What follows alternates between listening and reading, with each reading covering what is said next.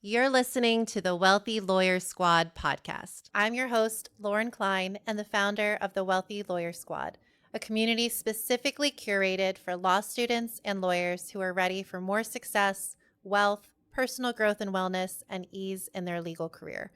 With the tools and strategies I teach in the squad and that I've implemented in my own career successfully, I want you to get ready to approach your legal career in a whole new way and live a life you never imagined. I'm a former big law attorney, entrepreneur, law firm owner, and success coach for law students and new lawyers, and I am here to support and inspire you on your journey in the law every step of the way. Let's go, squad.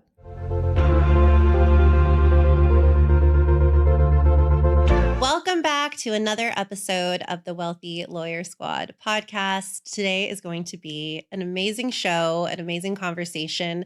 Seriously, I just like to invite my friends and actually record conversations that we have, because half the time we're like, wow, people should hear this and hear what we're discussing, when we talk about what we do in our business and our lives and motherhood. So excited to have my good friend Mari Delgado here today. I'll just give a little bit of an intro and then we're gonna dive in. Sounds good. So really quick, actually, what is a CFP? Oh, Certified Financial Planner. Yeah. Thank you. I love it. Fancy. It's a 7-hour exam.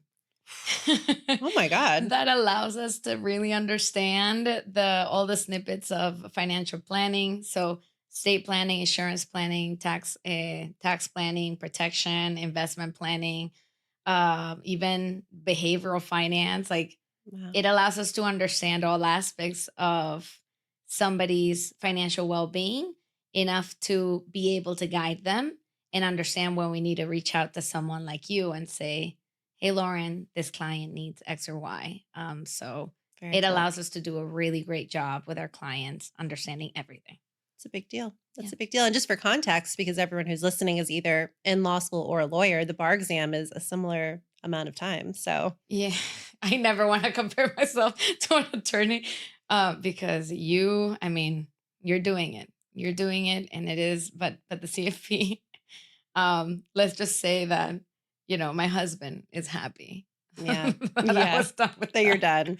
I know I have in my class that I'm teaching, you could see the fear every time I'm like the bar exam, there you see them just like cowering in the corner. I'm like, it's fine. You're going to be okay. So Mari is a CFP professional and private wealth advisor, a strong believer that anything can be achieved with proper planning and preparation. I agree with that wholeheartedly.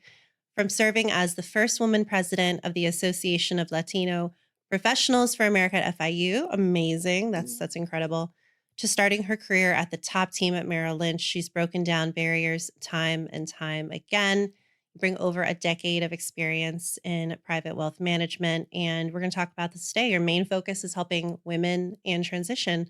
So executives with significant wealth tied up in stock, that's a biggie. Mm-hmm. Dealing with divorce or the loss of a partner, receiving an inheritance, that's also a biggie. Mm-hmm. Navigating IPOs, liquidity events, retirement, all of the things.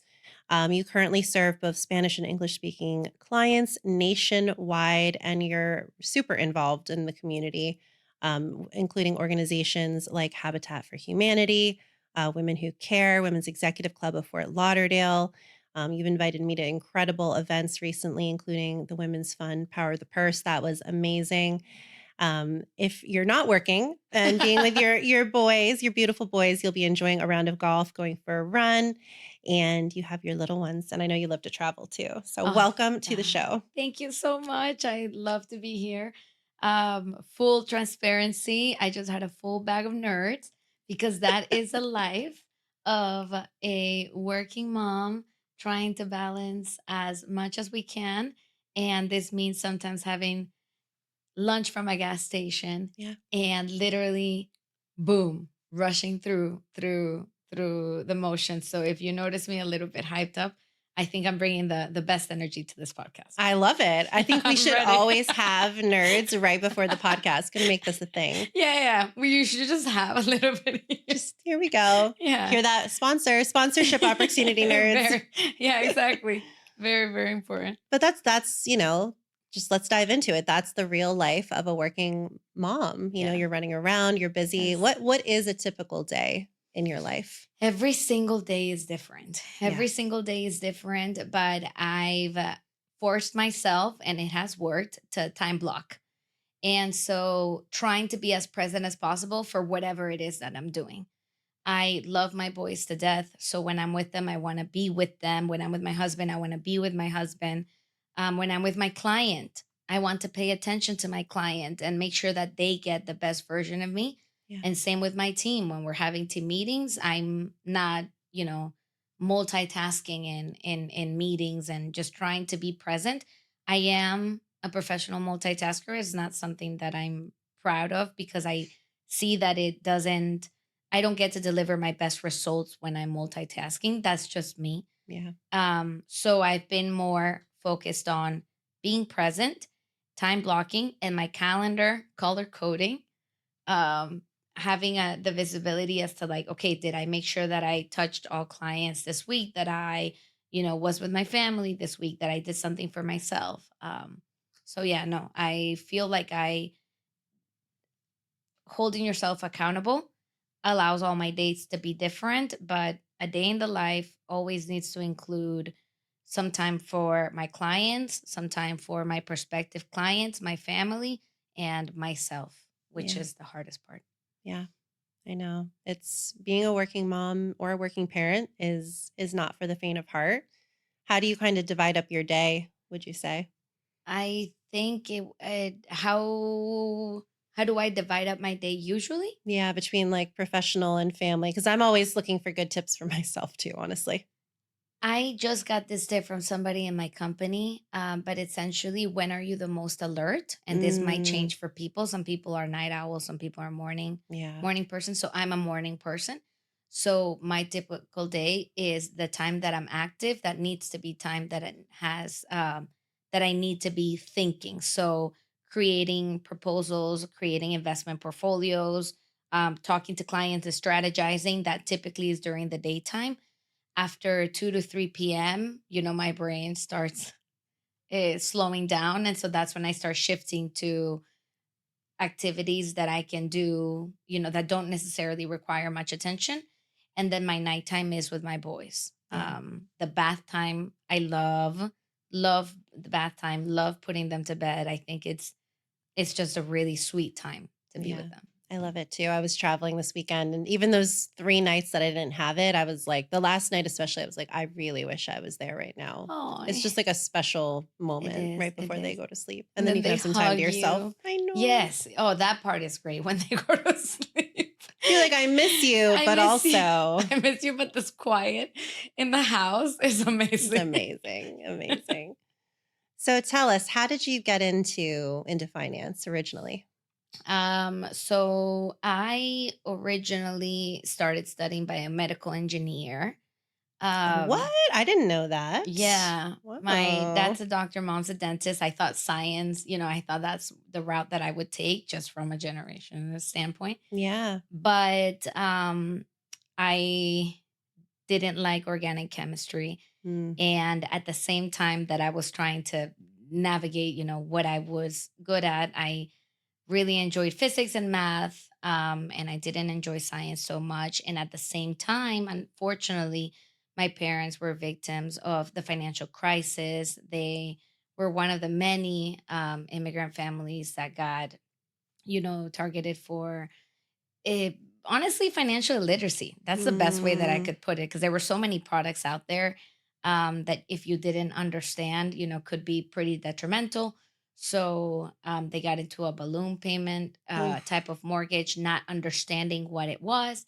And so that really fueled my need for wanting people to be educated because I saw how it could negatively impact your life and it could be detrimental to you and your family and sometimes many generations to come. So Mm. that's when I really had an interest for financial literacy. I started asking questions and got involved in Alpha FIU. And that is when I got to speak to people in venture capital, people in investment banking, people in just uh, banking, and all these different branches that the financial world has. And wealth management was it. I met somebody at Merrill, and I liked the fact that it felt plain and simple. You help someone, you ask someone what they need, you create a plan to help them, and then you just hold them accountable to that plan. And then I was really attracted to that. That's why I like the CFP so much, because then you're able to really look at what do they need so that they could be the most efficient during their tax planning, during their state planning. Um, and that's kind of what fueled my passion for helping people overall. Yeah. I love that. I love that. And I think, so much of the financial industry and financial planning it's not just making recommendations on what stock to buy. It's so much more than that. I think a lot of people think when they think financial planning, that's what they think about. But it's what are your goals? What do you really need? What are you trying to accomplish? And understanding, the person and your client and how can you hold them accountable because we all deal with money in very different ways. And there's a psychology to it. The way that you were brought up around money sometimes pours over to the way that you handle money now. And so I think that it's powerful when you find a way to help those clients really make the best take the best action, not only for themselves but also for future generations. Yeah. I think that part is really powerful. And just really listening to what clients need, not just a recommendation, is so important. I wish that there was a better way to, I guess podcasts are a really good option, but I wish that people understood how important a financial advisor is. Yeah. Let's talk about that. What do you think in all the clients that you've worked with over your long career so far, what do you think the biggest things that a financial advisor can do for that person, that they couldn't do on their own necessarily or may not do on their own? So after the pandemic, I feel like a lot of people going on TikTok and a lot of people going online saying what's the quickest like get rich scheme, or what should I be buying? What should, that quick investment recommendation. Mhm. The true value of a financial advisor is plain and simple them getting to know what's best for you. That's in summary. Mm. In my experience, what I've seen is that a financial advisor really does that person saves you from yourself, because money's so emotional, because the stock market is so volatile, especially right now. Um, and you want someone, ideally a third party, to hold you accountable and kind of keep you on track. I would say that a few ways that a financial advisor could be really valuable that you it's really difficult for you to do on your own is tax planning. One of my colleagues, Craig, he says planning for life's uncertainties, Mm.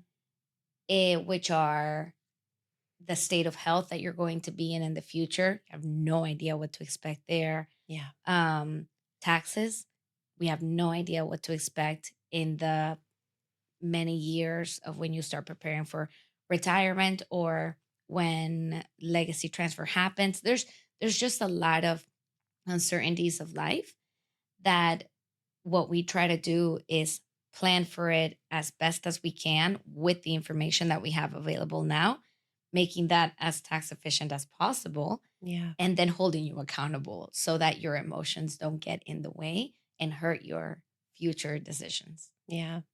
I think that's so important, and I think it's not talked about that much, at least when I was growing up, and I was a finance major. I never talked we never learned about in school all of those other aspects. It was, "Okay, here's the different types of products, here's the different types of investments, here's how Yeah. they work," which is important, Yeah. and it's important to have an advisor walk you through that and hold your hand, but that is, like you said, just one piece of the pie Yeah. of a big financial picture. Yeah. Just because something is good for you doesn't mean it's good for me. Even if we have similar risk appetite, similar, life situations, we're both moms, we're both married. That doesn't matter. Your outlook on life might be different, your goals and the way that you want to spend your retirement or even your priorities now as a working mom, they are so different from everybody else. So it's important to work with somebody that can individualize that plan for you so that when it's noisy out there and there's things happening, you're not that worried because your plan was made for you and you feel Mm, good about it. yeah. So working with somebody that can really nail that down, that this is the right thing for you. I feel like that's what my clients like the most about me. The fact that when it's really scary out there, there's a lot of uncertainty, market volatility. I remind them why their portfolio is positioned at a certain place. And that tends to, it goes back to education, and then it goes back to them feeling all right because it's the right thing for them. Yeah. Yeah. That makes sense. So one of the things that you mentioned, one of the reasons of having a financial advisor, why it is so important is, the inheritance, the legacy, the wealth shift. And we were talking a little bit before recording about how you're seeing that wealth shift starting to happen. Yeah. What is that looking like, and what are your kind of thoughts and advice on, for our listeners who may be on the receiving end of a wealth shift at some point? It's exciting. It's really exciting because I do feel that a lot of women are, you know, at the receiving end of this wealth shift. Um, and it's exciting because the conversation and messaging around women and wealth has changed a lot just in the last few years, but overall last 10, 15 years, there's been a really large shift in how the type of power that women have from that financial independence. That part is really exciting for me. Yeah. um what I'm seeing is women do invest differently than men, and Mm, women are better investors.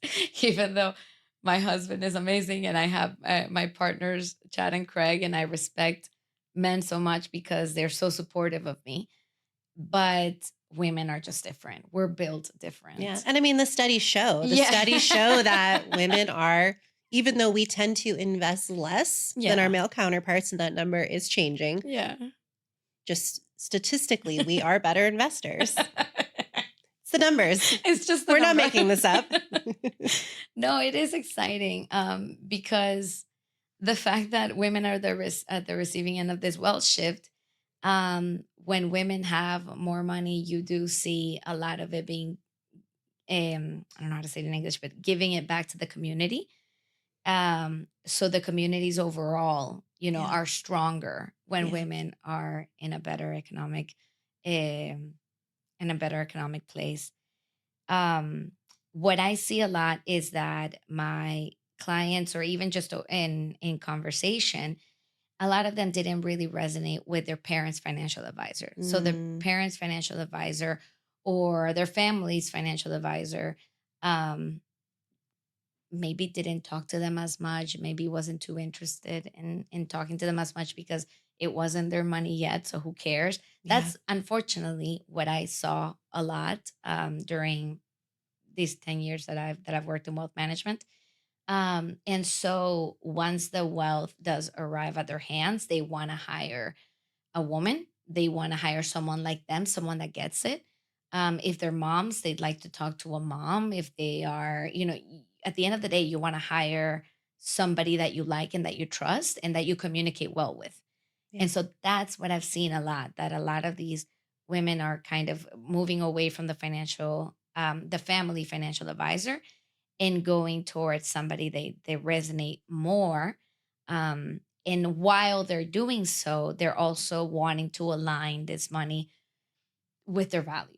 Yeah. And so a lot of them are, what's important to me. If I'm spending time in a dog shelter because animals are very important to me, is there a way for me to not invest in companies that are doing animal testing? Mm, And so just whatever that might be for you, because wow. everybody's so different, Yeah. back to the portfolio being individualized for you. If that's something that you are spending your time is money. So you're spending valuable time in a specific, eh, whether it is a nonprofit or something that's really close to your heart, can you align your investments in like with your values as well. And that's something that I see a lot of women doing. That's right. And I wouldn't have thought of that example. So that's so cool to think about. Okay, this is what I care about. Yeah. How can I, like, I don't know what I would have thought of with value based, like maybe specifically investing in the companies you believe in, which I'm sure that's a big part of it too. But I love that. You can get very specific. You What other types can. of value based investing is there? Wellness is one that I see a lot. So companies that prioritize mental health, Mm, companies that support women through infertility mm, processes, like there's whatever you're going yeah. through. What I see and most women do is that if something really touches their heart, they want to make sure that they can support more of it. Mm, And what better way to support than to align your portfolio so that it's more it's yeah, I don't want to say heavily invested in that, but that it is supporting companies like that. And maybe turning away from companies that don't give parental leave mm, because you're a mom and you know how valuable that is. wow. Um, so wellness is a really big one. Climate, just because we're in South Florida, climate is very, very important. I feel like it rains, it rains one time and we're flooded and we can't do anything. So if you can align your money with companies that um, are trying to reduce their carbon emissions and all of that, I think it's powerful. And I tend to see more women do it. We were talking about this too before, but money really is power. And Yeah. I think that is such an incredible example of if you want to make real change, having money and then using that money for good or for what you believe in, and also to benefit yourself and your benefit your family, of course. We have philanthropy and we have our family and our wealth and all of that, but you can kind of align it, which is really, really cool. You can align it, and I'm a big believer that you can do good and you can do well. Yeah. I'm a big believer in it. Yeah. There's a lot of advisors that disagree, and I like to argue with them, but I really think that you can do so. And I think that Mm, overall, part of being a good advisor is listening to your clients and being able to deliver something for them. And because of this wealth shift, that's what I'm seeing a lot of these women wanting to make sure their portfolio aligns with them, and having an advisor that can provide those resources is invaluable. man, I'm getting really excited sitting here and Good, just thinking about this good. because I in my industry we talk a lot about the wealth transfer just like you do in yours, and we're starting to see it. We're starting to see clients coming in, they're doing their planning and they're like, okay, now mom and dad or whomever they need to do theirs Yeah. because it's coming, but it's exciting to think that as women and as a society as a whole, sometimes maybe we feel like we can't make a change or we have these billionaires out there that kind of run the world, but we do have power, and even if we get together collectively and use that power for good on a bigger scale, that's amazing. Yeah, yeah. That's why I like to be so involved in the community too. Yeah. Investments are important, but also your time and how you spend Yeah. your time. Yeah. I love the networks that I'm a part of, and yeah, no, I like to see as much tangible change that I can have an impact on. Yeah. I really like that. I'm reading a book right now. This is kind of an aside, but it's about Eleanor Roosevelt and Mary Bethune, who was one of the founders of a school. I didn't even know that much about it, here in Florida, in Daytona, a school for black children to go to because they had no school in their town in Daytona. She literally bought the garbage dump in the town, Look at that. built the school, had then I'm reading the book, I don't know how much. It's like a fictional but based on the real story. But then the Procter and Gamble company came in, sat on the board, helped her build a school, helped her build a hospital. I'm like reading this book, I'm like, I'm about to get in a road trip to Daytona so I can go see this school. I'm a Floridian. I didn't even know this story. That's But awesome. as we're talking, I'm like, it's such a good example of someone she had no money. She was just really good at fundraising and she cared and she wanted to make a difference in her community and she did it. That's Someone awesome. that maybe had $2 to her name literally had this incredible school built. I think women are unstoppable. I think we're unstoppable. I think that when we put our mind to something, like there's nothing getting in the Yeah. middle of it. Yeah. It's like that Nike commercial you were Oh, saying, like, I love that commercial. I love that commercial. Like when someone tells you you can't do it, you just do it. Just do it. You just get up and do it, and Yeah. I feel like that power I just got so energized once I had my boys because you learn to say yes to the right thing, you learn to say no to the wrong things, and Mm, you become more, I don't know, you just, I don't know how to word it, but you just become more empowered by who you are as a woman.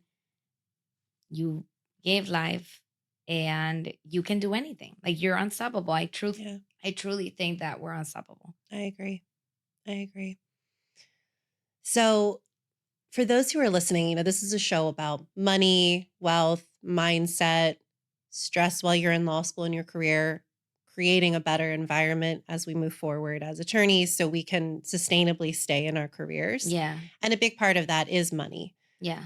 So, what would you say are kind of the biggest roadblocks that you see in clients who are maybe in their accumulation phase? A lot of attorneys are high earners, but historically, a very low percent of us are actually millionaires. It's like under 10%, which is crazy. Yeah. For clients who are kind of that high earning younger demographic, what do you see the biggest roadblocks are for like building true wealth? I think that what I've seen when I speak at this, I've spoken at law firms and I've noticed that there is a high salary and then there's also student loans. Um, and then there's also the circle that you're in. And so there's a lot of attorneys wanting to have like the most expensive handbags, the most expensive cars, Yep. while also trying to like tackle the student loans and not necessarily knowing where to put the money. And so sometimes that money might go to the wrong, not, I don't want to say the wrong, but it could have been It's not better used. intentional. Yeah, it could have been better allocated. So a big roadblock that I've seen in someone like that is that they tend to uh, need someone, whether it is a financial advisor, whether it is, just like a third party that holds you accountable to kind of put all your ducks in a row and to begin saving, investing, at the same time recognizing. Today we were on Nova presenting, and my partner talked about good debt and bad debt, right? And so the interest that you are paying on, whether it is credit card, maybe not a mortgage just yet, maybe yes, I know that you purchased a home Hmm. pretty early on, but just looking at your full financial picture, recognizing what is sustainable and what is not, and being honest with yourself. That's why I like a third party person, because it's really difficult for you to say that to yourself. Yeah.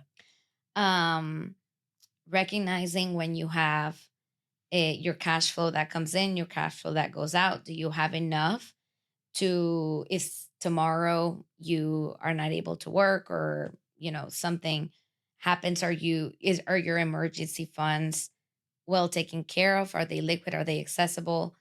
um and then everything else, do you have credit card debt that you're paying 30% in interest? Is that going to compound against you? Is that going to hurt you?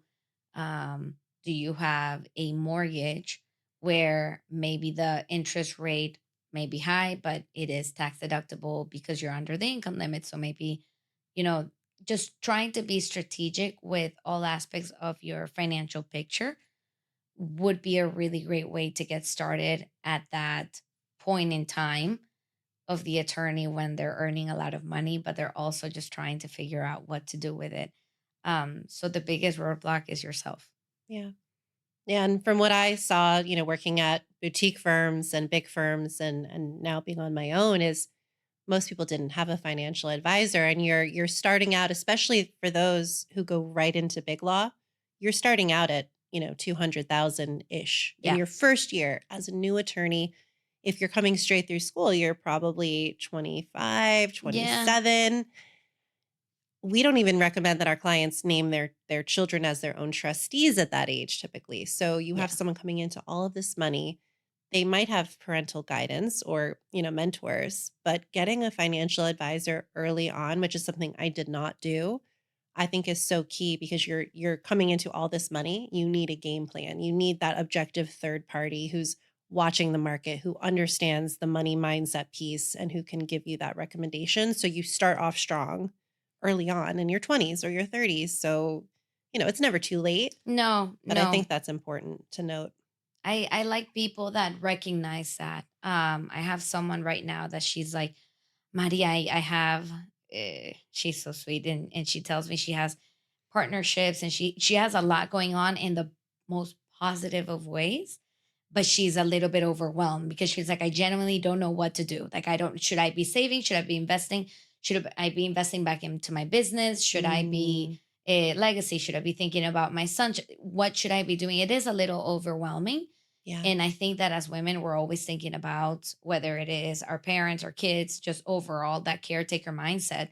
It's overwhelming to have money. And that's why when I introduce myself, I do talk about being an advisor for women in transition, because I feel like that's when we really need that financial advisor the most, Yeah. which is when there's a large transition happening in our life, whether that might be a change of jobs, a growing your family, receiving an inheritance, and not really know opening up your business. Yeah. As a business owner, you really want to have someone guiding you so that you could take advantage of current tax law, but at the same time, make it work for you, make it work for your family, make it work for your business. Yeah. And I think that having a financial advisor slash also a financial planner. Mhm. So if that person, if it says financial planner, that would be really helpful too, because you want somebody that can plan for you.